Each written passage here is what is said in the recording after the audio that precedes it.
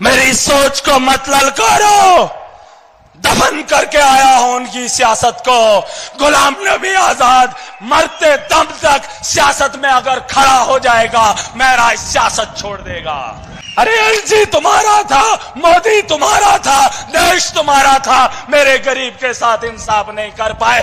दुत्कारता हूं महाराज, उनका दुत्कारता है। जो मेरे गरीब को लूटेगा, मैं उसकी इज्जत उतारने में कभी भी कमी नहीं करूंगा। 10 साल से गरीब के साथ खिलवाड़ हो रहा है। एसपीओस को परमानेंट नहीं किया, कैजुअल लेबरर को इंसाफ नहीं दिया, आंगनवाड़ी वर्कर्स पिटती रही, लुटती रही। अब सरकार बनाने का क्या फायदा? अरे दुख होता था जब दिल्ली को देखता था और अपने गांव को देखता था। खून के आंसू में राज भी रोता था। खुशी में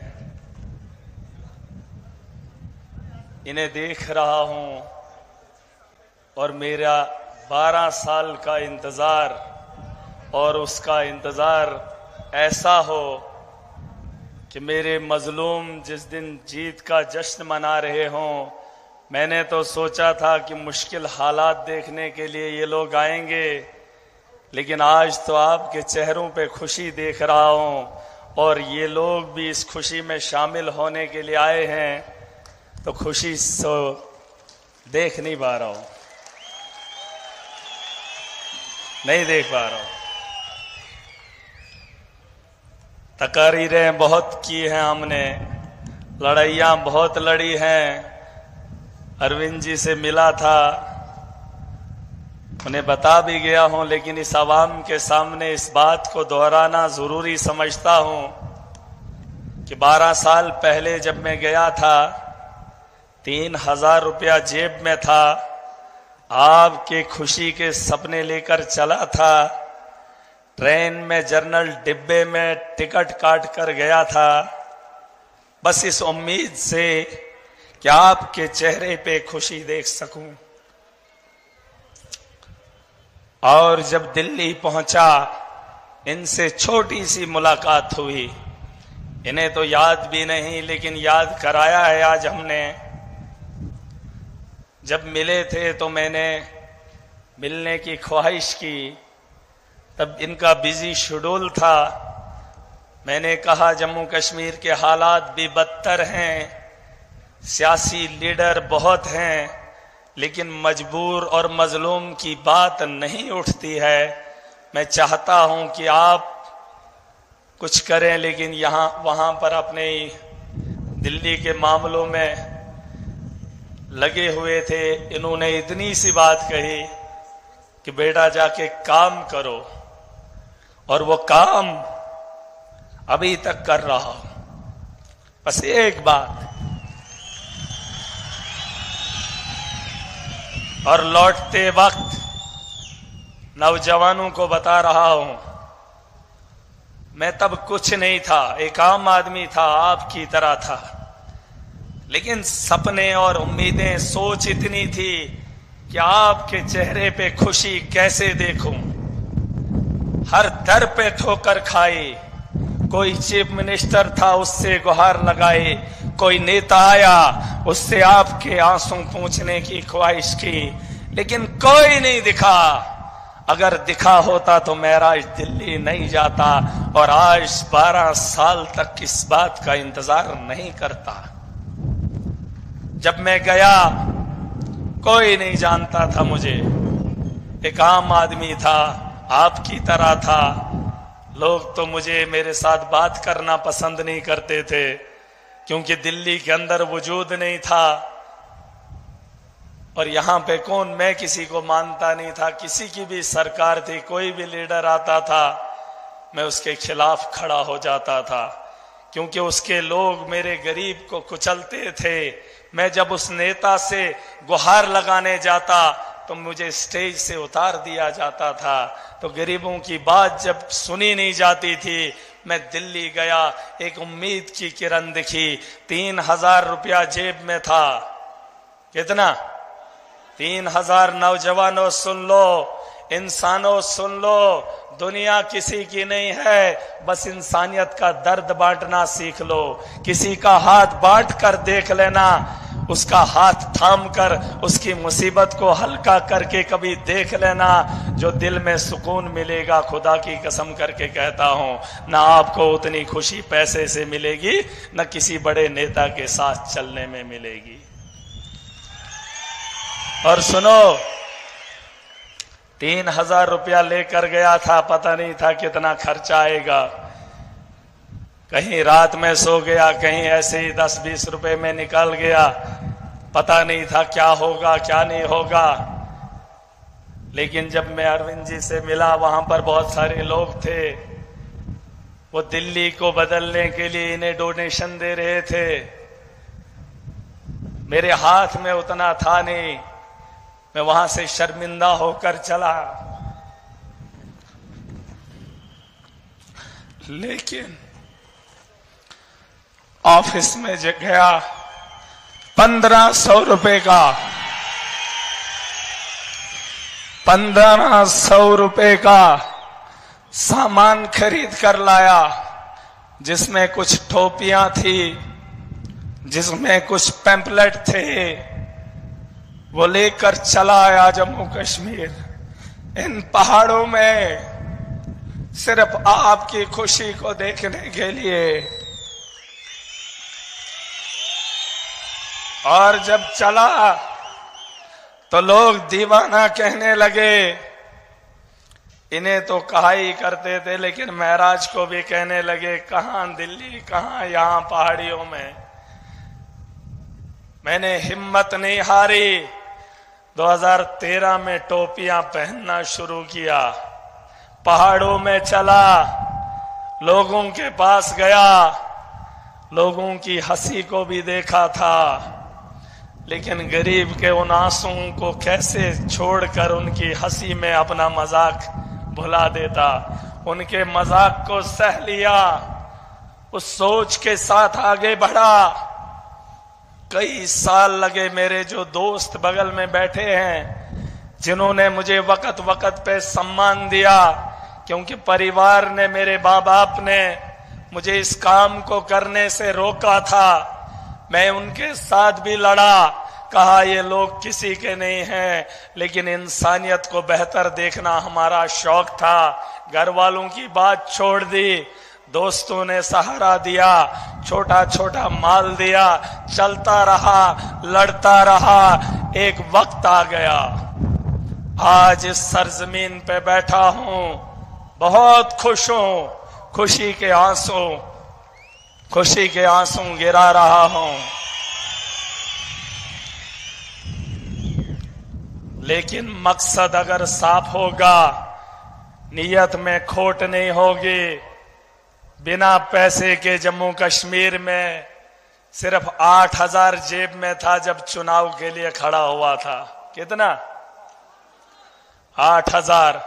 पता नहीं किसने उस अकाउंट में वो और पैसे डाल दिए, 29,000 कितना बन गया पता नहीं था। लेकिन अल्लाह पे भरोसा था, इंसानियत के लिए लड़ता था। इस दौर के अंदर ये बहुत बड़ी बात है कि इतने से पैसे में जीत दर्ज की हो, और इस असेंबली के अंदर गुलाम नबी आजाद, मैं उससे नाराज नहीं हूं, लेकिन मैं आपको एक बात बता दूं, हमारे यहां सब डिस्ट्रिक्ट हॉस्पिटल गुंदो में था, वहां गायनी का काम गिरधारी करता था। कौन करता था? गिरधारी लाल उसका नाम था, और गुलाम नबी आजाद हेल्थ मिनिस्टर था। मैंने तब उससे सवाल किया कि हेल्थ मिनिस्टर है, कम से कम हमारी माएं बहनें इज्जत का तो काम करें, किसी गायनी को भेज दे। लेकिन तब से लेकर अब तक वहां पर गायनी नहीं है। बिल्डिंग आजाद साहब ने बना ली, लेकिन हमारी मां बहन की इज्जत का ख्याल कोई नहीं कर रहा है। मैं नाराज था उससे, मैं लड़ा उससे आपके लिए, लेकिन और आज इस कॉन्स्टिट्यूएंसी में आया, उसने कहा मैं बीमार हूं, मैं कैंपेन नहीं करूंगा। अपने लोगों ने छोड़ दिया, पार्टी से अलग हो गए। मेरे रब ने उसे रुसवा करना था, क्योंकि उसने मजलूमों के साथ इंसाफ नहीं किया था एक ओहदे पे रह के। जिस शख्स के साथ मैं खड़ा हूं, अरविंद केजरीवाल इसका नाम है। 5 साल में दिल्ली के स्कूल बदल दिए, 5 साल के अंदर दिल्ली के अस्पताल बदल दिए, 5 साल के अंदर बेहतर इंफ्रास्ट्रक्चर तैयार किया। लोग मुझे कहते थे कहां अरविंद केजरीवाल, कहां गुलाम नबी आजाद। मैंने कहा जाकर पूछ लो 50 साल के कैरियर में कौन से स्कूल में हमारे बच्चों की तालीम बेहतर होती है? अरे दुख होता था जब दिल्ली को देखता था और अपने गांव को देखता था, खून के आंसू में राज भी रोता था। लेकिन बयान किससे करता? भाजपा के लोग कहते जम्मू कश्मीर में सरकार हम बनाएंगे। अरे क्या सरकार बनाओगे? 10 साल से गरीब के साथ खिलवाड़ हो रहा है। एसपीओस को परमानेंट नहीं किया, कैजुअल लेबरर को इंसाफ नहीं दिया, आंगनवाड़ी वर्कर्स पिटती रही, लुटती रही। अब सरकार बनाने का क्या फायदा? अरे एलजी तुम्हारा था, मोदी तुम्हारा था, देश तुम्हारा था, मेरे गरीब के साथ इंसाफ नहीं कर पाए। दुत्कारता हूं महाराज, उनका दुत्कारता है। शर्म आनी चाहिए उन लोगों को। माफिया बना है भाजपा यहां पर। आज ललकार कर बोलूंगा, मेरे मजलूम के साथ खिलवाड़ करोगे, महाराज तुम्हें नहीं छोड़ेगा, नहीं छोड़ेगा। जिसको जितनी ताकत लगानी है लगा ले, करप्शन को बंद करके रहेगा महाराज। करप्शन बंद करूंगा। जो मेरे गरीब को लूटेगा, मैं उसकी इज्जत उतारने में कभी भी कमी नहीं करूंगा। मोदी का माफिया सुन ले, मोदी का माफिया इन पहाड़ों में है।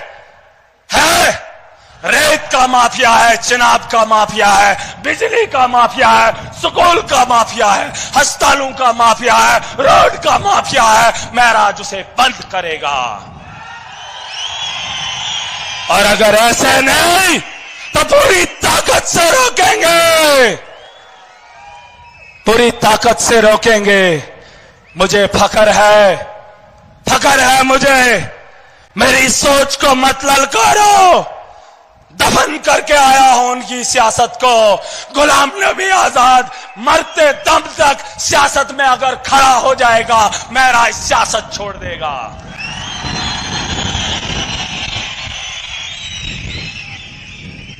और भाजपा के लोग धर्म के नाम पे राजनीति करते हैं। जब हार गए तो कहा भाईचारा, ये उनका आका भी यही कहता है, इलेक्शन खत्म तो आपसी भाईचारा। जब इलेक्शन लड़ना होता है तो धर्म के नाम पे लड़ते हैं। लेकिन याद रहे, महाराज जब चुनाव में खड़ा था, अरविंद केजरीवाल जी जब इलेक्शन में खड़े हुए, हमने सिर्फ मजलूम और इंसानियत की बात की। हमने सत्ता में आने के बाद भी लोगों का काम किया, इस देश का मुस्तकबिल बेहतर चाहा। और आज इलेक्शन लड़े हों या जीते हों, इनके बोल में इलेक्शन के बोल अलग होते हैं और चुनाव जीतने के बाद बोल अलग होते हैं। ये गिरगिट है, लेकिन इन गिरगिट को सुधारने का वक्त आ गया। आ गया नहीं आ गया? कैसे सुधारेंगे? अगर कुछ लोगों को शक होगा, हमने लोगों की सोच को बदल कर दिखाया है। बड़ी बड़ी ताकतों को रोका। इसी सरजमीन पे मोदी उतरा था पहली बार, क्योंकि मोदी उससे पहले यहां पर नहीं आया था। केजरीवाल जी को बताना चाहता हूं, ये डिस्ट्रिक्ट है, इस डिस्ट्रिक्ट में मोदी पहली बार उतरा है। लेकिन हार की खानी पड़ी। मेरा गरीब डरा नहीं, मेरा गरीब बिका नहीं। उन्हें लगता है कि अब हालात नहीं बदलेंगे। ये जब असेंबली में जाते थे तो सो जाते थे, और जब असेंबलियां चलती थी जम्मू कश्मीर की तो देश पे राजनीति होती थी, धर्म पे राजनीति होती थी, बस उसी में झमेला होता था, वही दुनिया को दिखाया जाता था। लेकिन सियासत वहां पर भी महराज बदलेगा। काम की बात होगी, स्कूल को बेहतर बनाने की बात होगी, सड़क को बेहतर बनाएंगे, माफिया को रोकने की बात असेंबली में उठेगी, और नौजवानों के रोजगार के लिए जराए जिस तर्ज पे खोले जा सके उसकी बात होगी। ठीक है। यहां पर हमारे पावर प्रोजेक्ट है सर। मोदी ने कहा हमने ये दिया, हमने वो दिया, सड़क बन रही है, नेशनल हाईवे। अमित शाह उसका ठेकेदार है, अमित शाह उसका ठेकेदार है। और भाजपा के एमएलए उसके सबलेट पे काम उठाते हैं और बाहर से नफरी लाते हैं, मेरे गरीब को लद्दाख बेचते हैं और कहते हैं कि हमने जम्मू कश्मीर में विकास किया। बाहर से मजदूर लाते हैं, हमारे पहाड़ों को खरोदते हैं। हा? हमारे यहां बिजली बनती है तो बाहर क्या करते हैं क्या नहीं करते हैं, लेकिन हमें नहीं देते। कहते हैं हमने पावर प्रोजेक्ट बनाए, किसके लिए? माफिया के लिए। लेकिन जम्मू कश्मीर में बिजली 24 घंटे महराज आवाज उठाएगा, और अगर सत्ता में बैठ गया तो करेगा, करेगा। बता दो इन लोगों को कि बदलाव बड़े पैमाने पे आ रहा है। देख लो, देख लो, 6 करोड़ लोगों की रहबरी करने वाले आपके इस जश्न में शामिल हो रहे हैं। आज से पैसे पहले ऐसा हुआ?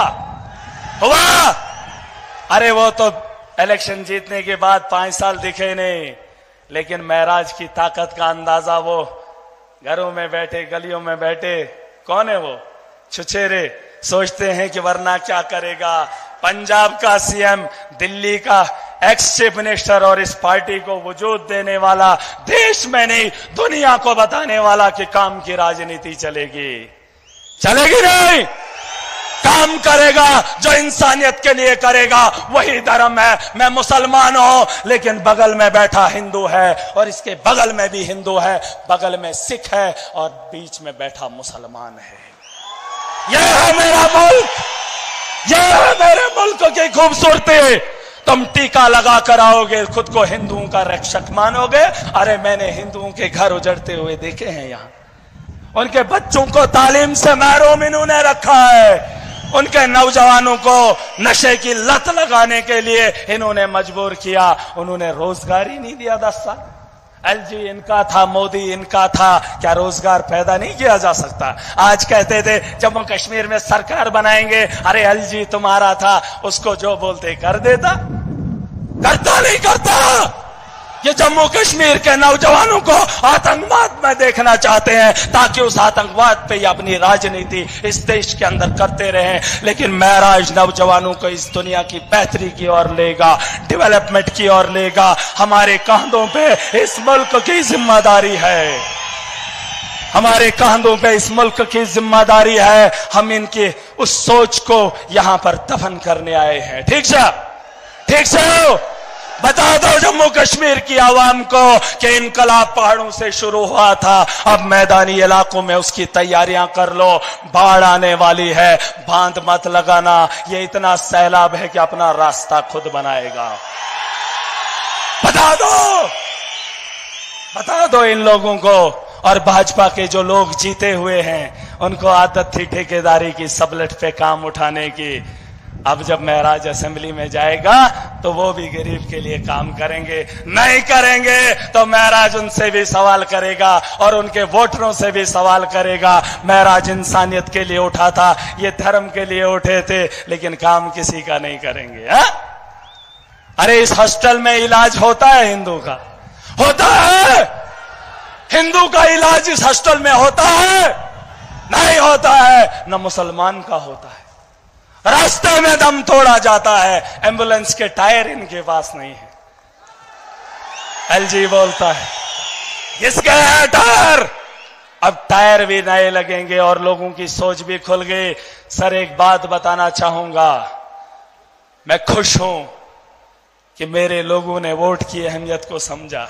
पहली बार जम्मू कश्मीर की किसी कॉन्स्टिट्यूएंसी में लोगों ने डेवलपमेंट को वोट दिया है, और ये वही डिस्ट्रिक्ट है, जिस डिस्ट्रिक्ट से डेवलपमेंट के लिए वोट पड़ा, वरना वहां हिंदू यहां मुसलमान, जीतने के बाद दोनों का बेड़ा गर्क। लेकिन अब दिखेगा, सबका काम होगा, चोर कोई भी होगा महाराज उसको नहीं बख्शेगा, चाहे उसका धर्म क्या है।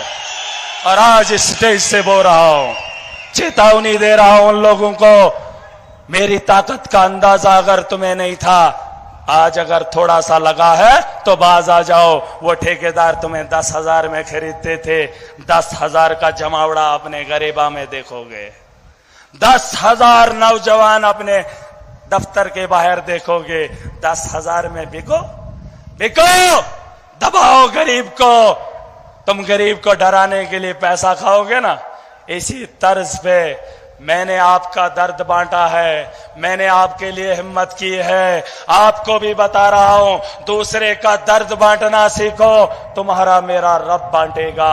एक दूसरे की मदद करो, एक दूसरे का सहारा बनो, न यहां हारोगे और न वहां हारोगे। यही इंसानियत है, यही इस्लाम है। और महराज मुसलमान है, मुझे फख्र है, मैं ईमानदार हूं, मुझे फख्र है, मुझे हुक्म दिया है इंसानियत के लिए लड़ना, इंसानियत के लिए काम करना। बगल में अगर कोई हिंदू हो, कोई गैर हो, पहले उसका ख्याल करना, उसके बाद दूसरे का सोचना। ये मेरा इस्लाम है।